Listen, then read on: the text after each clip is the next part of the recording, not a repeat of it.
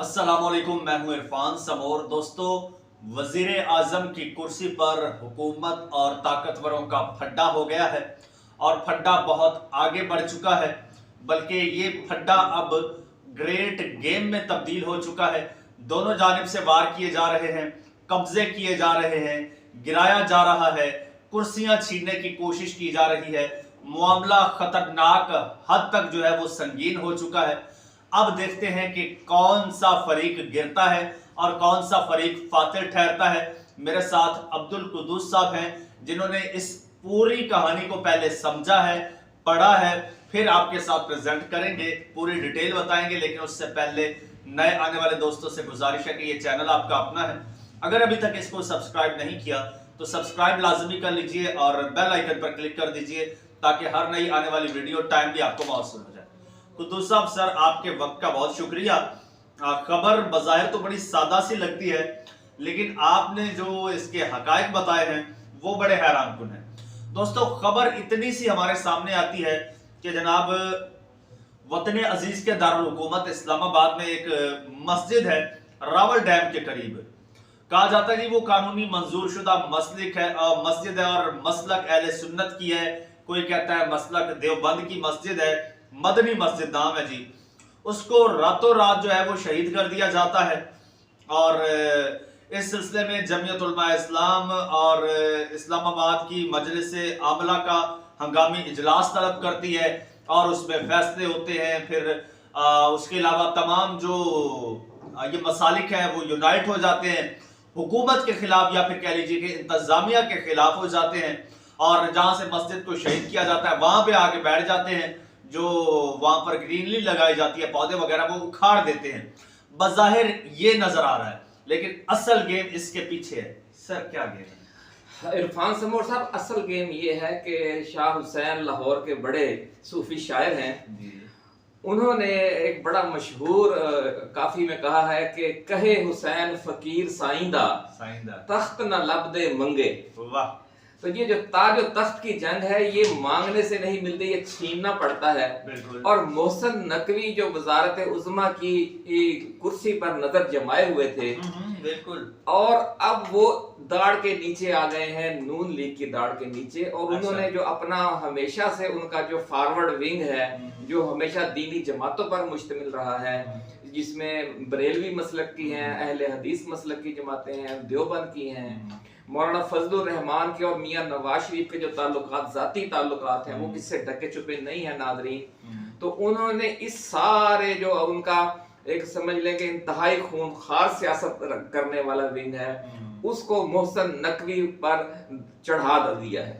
अच्छा। और कल जो गुफ्तगू की गई मोहसिन नकवी के हवाले से कि जनाब उनका एक खास फिक्का से ताल्लुक है और ये जो मसलक से, और ये जो मस्जिद गिराई गई है, शहीद की गई है, और मदरसा गिराया गया है और शहीद किया गया है, इसमें उन्होंने 3 लोगों को अपना मुल्ज़म नामजद किया। अच्छा। सबसे पहला नाम उन्होंने मोहसिन नकवी वजीर दाखिला का रखा, दूसरा आईजी इस्लामाबाद का नाम रखा, और तीसरा उन्होंने सीडीए का नाम रखा, जो कैपिटल डेवलपमेंट अथॉरिटी है।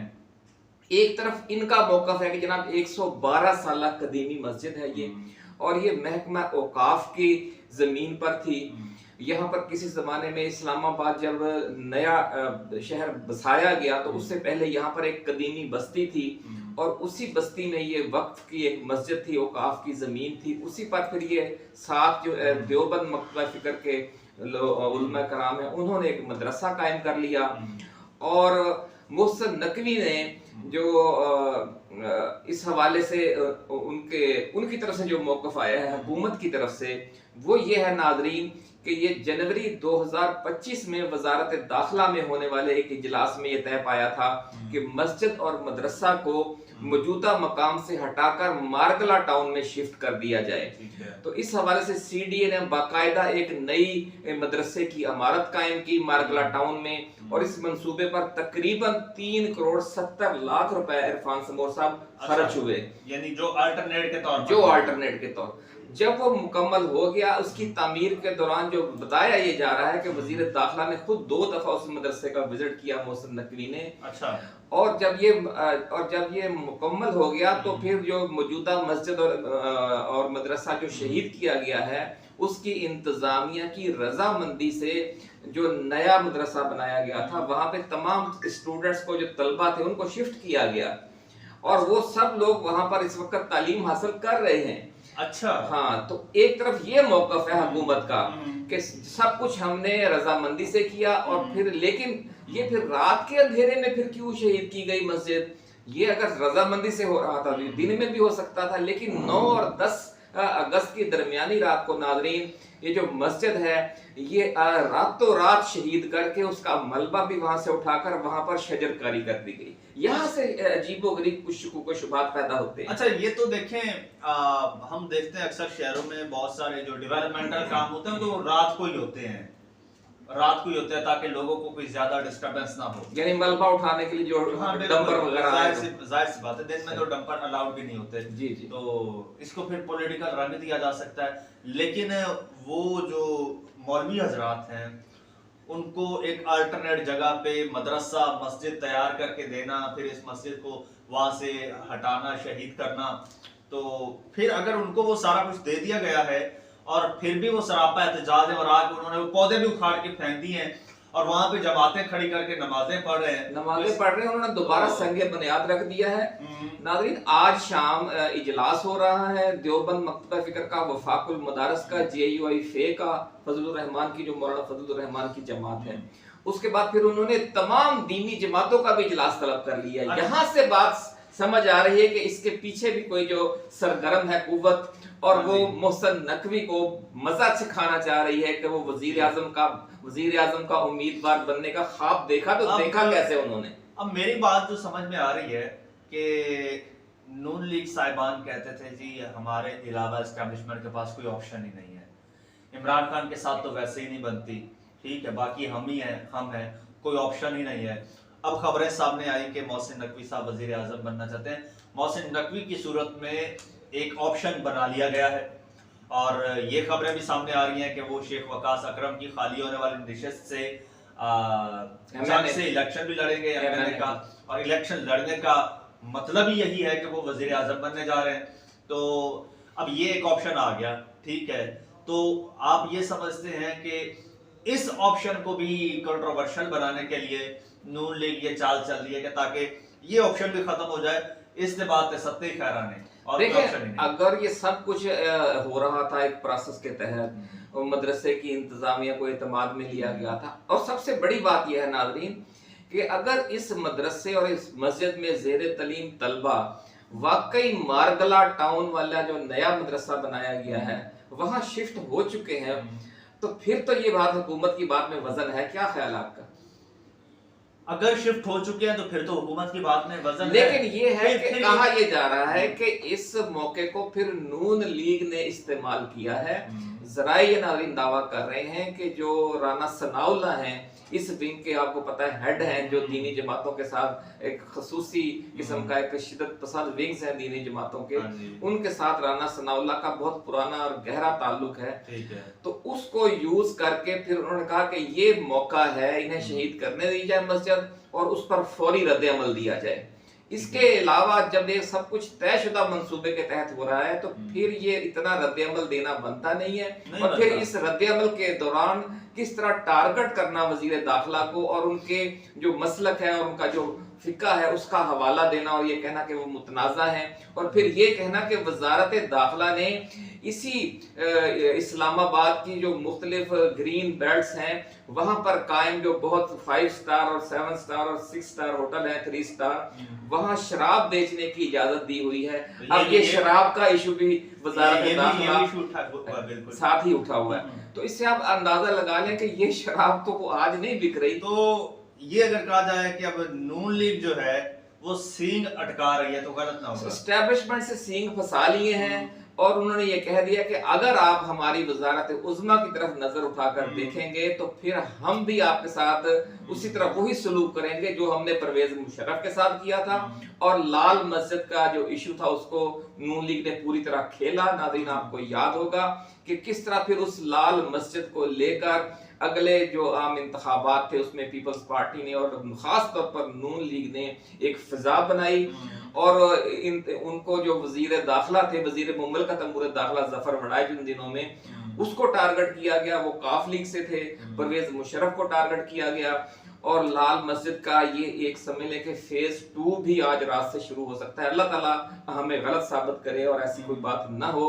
लेकिन इस सारे वाक़े की आड़ में अभी जब उन्होंने बहुत मुतनाज़ा बना दिया है वज़ीर, अपने नए उम्मीदवार जिनको पूरा मीडिया वज़ारत उज़्मा का उम्मीदवार करार दे रहा था, उनको बिल्कुल मुतनाज़े कर दिया। अभी जब हम ये बात कर रहे हैं तो अभी कुछ देर बाद ये इन मजहबी जमातों का एक मुशावरती इजलास भी होने वाला है, जिसमें कोई अहम फैसले लिए जाएंगे। मुमकिन है जब तक ये वीलॉग आप देख रहे हो तो उस वक्त फैसला लिया भी जा बड़ा फैसला हो चुका हो। तो सर यहाँ पे अगेन वही मेरा सवाल ये है कि नून लीग इस पोजीशन में है कि सींग फंसा सके, और सींग फंसाती है तो फिर मामला किस तरफ जाएगा? उसमें उसूल यही होता है सियासत का कि जब आपको दीवार के साथ लगाया जा रहा हो तो आप दीवार से लगने से पहले ही पलट कर वार कर दें। ठीक है। क्योंकि अगर ये मोहसिन नकवी MNA बनकर दाखिल हो गए तो जिस तरह वो अरबी की एक मशहूर कहावत है कि ऊंट ने खैमे के अंदर सर दाखिल कर लिया था, उसके बाद जो उसका मालिक बद्दू था वो खैमे से बाहर था और ऊंट खैमे के अंदर था। तो फिर ये वजारत उज़्मा जो है ये इसको जो खतरात लाहक हैं उनका कोई मुदावा नहीं कर सकता। Offence is the best defence, ये सियासत का मशहूर उसूल है। तो नाज़रीन ये उन्होंने अपने डिफेंस में एक ऑफेंसिव एक्टिविटी की है, और ये तो है नून लीग के हवाले से। लेकिन कहते हैं कि मैन प्रोपोजेस गॉड डिस्पोजेस। जो बंदा है, जो सियासी जमातें हैं, जो ताकतवर लोग हैं, वो मंसूबे बनाते हैं, लेकिन अल्लाह रब्बुल इज्जत का भी कोई मंसूबा हो। सबसे बड़ी जो चाल है, जो सबसे बड़ी हिकमत है, वो अल्लाह की है और वही गालिब रहती है। और नाज़रीन अल्लाह रब्बुल इज्जत की जो हिकमत है वो ये है कि जब वो मजलूमों को, जालिमों के जुल्म से निजात दिलाने का इरादा फरमाता है तो जो ताकतवर हैं, जो जालिम हैं, उनको आपस में लड़ा देता है। उनके आपस में इख्तलाफात पैदा हो जाते हैं, वो आपस की रेशा दवानियों में, आपस की साजिशों में उलझ जाते हैं और मजलूमों पर जो जुल्म ढाने से उनकी तवज्जो हट जाती है। तो हम समझते हैं कि ये रिलीफ मिलने जा रहा है बहुत बड़ा, जब ये आपस में लड़ पड़ेंगे। ये कानून कुदरत के मुताबिक है, ये अल्लाह रब्बुल इज्जत की तरफ से इमरान खान की गैबी मदद है। ये जैसे आप रिलीफ कह रहे हैं, उससे आप ये भी तो कहा जा सकता है ना कि इमरान खान तो इसमें बिल्कुल इग्नोर ही हो जाएगा। नहीं, इग्नोर नहीं होगा। अगर ये आपस में लड़ पड़ते हैं तो फिर एस्टेब्लिशमेंट के पास क्या मुतबादल ऑप्शन है, आप हमें बताएं। जाहिर सी बात इमरान खान ही बचता है। अगर मोहसिन नकवी को भी ये कंट्रोवर्शियल बना देते हैं और बना देंगे, ये मैं आपको बता रहा हूँ, जराए यही बता रहे हैं दीनी जमातों की तरफ से जो फीडबैक आ रहा है नाज़रीन, फिर तो ये वाकई इमरान खान की तो बैठे बिठाए ये लॉटरी लग गई है। और इसी को मैं भी मदद कह रहे हैं अल्लाह रब्बुल इज्जत की तरफ से। फिर एक और भी यहाँ पे थोड़ा सा डॉट ज्वाइन करें।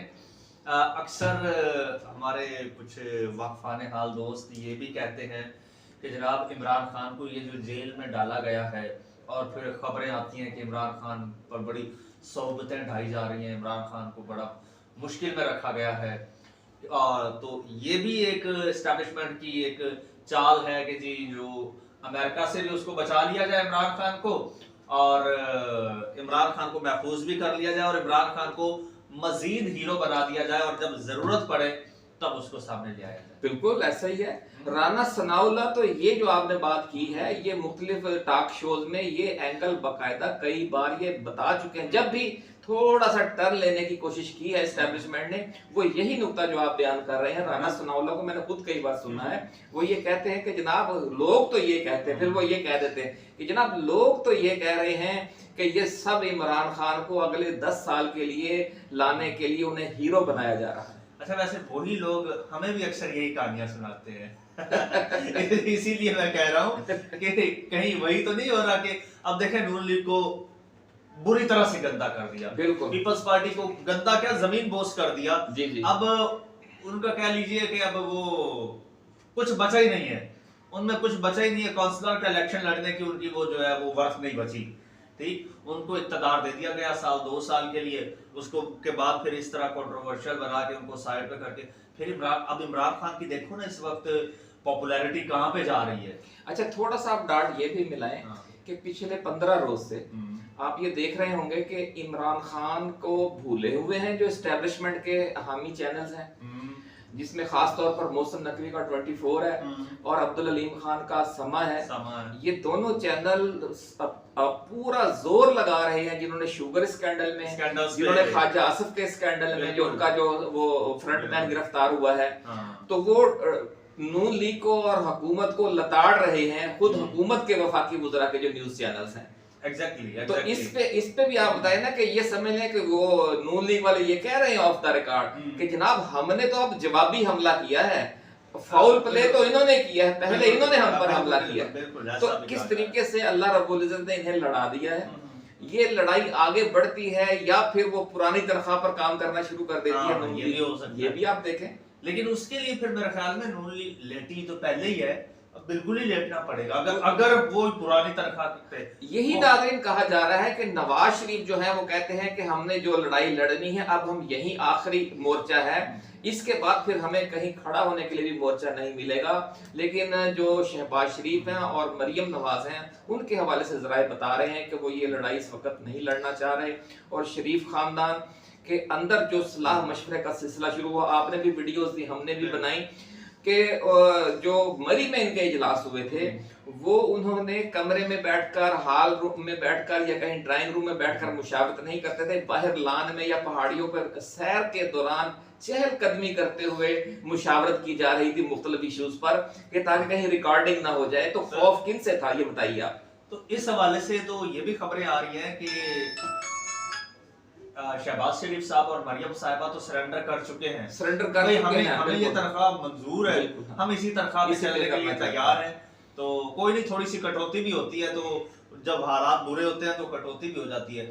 आपको याद है जब इमरान खान की गवर्नमेंट आई थी तो मीडिया वर्कर्स की, साफियों की तनख्वाहों में कटौती हुई थी, तो हम सब उसमें शामिल थे। बिल्कुल। तो हमने कटौती के साथ कम तनख्वाहों पे काम किया। बिल्कुल किया। तो मरियम साहिबा और शहबाज साहब कहते हैं कि चलो कम तनख्वाह पे काम कर लेते हैं, नौकरी तो बच जाएगी ना। नौकरी तो लगी हुई है ना। सही बात। नवाज साहब चाहते हैं नहीं, हमें इंक्रीमेंट चाहिए। नहीं, बिल्कुल वो ये कह रहे हैं कि हमने ये नौकरी इसलिए नहीं की कि हम ताहयात नौकरी करना चाहते हैं, हम बॉस बनना चाहते हैं। हमने ये नौकरी इसलिए की थी कि सेकंड फेज में हमें अपग्रेड किया जाएगा और हमें बॉस के ओहदा वो दिया जाएगा। हाँ जी बिल्कुल। लेकिन वो नहीं हो रहा। सर कुद्दूस साहब आपका बहुत शुक्रिया, आपने बड़ी खबर ब्रेक कर दी है। नाजरीन, ये वो खिचड़ी है जो अभी पक रही है और हंडिया चूल्हे पे है। अब बीच चौराहे ये हंडिया फूटती है या फिर देग पक के तैयार होती है और उसमें कोई मिठाइयाँ निकलती हैं, क्या निकलता है ये तो आने वाला वक्त बताएगा। चैनल आपका अपना अगर अभी तक सब्सक्राइब नहीं किया तो सब्सक्राइब कर लीजिए, बेल आइकन पर क्लिक कर दीजिए और मुझे इजाजत दीजिए। अल्लाह हाफिज।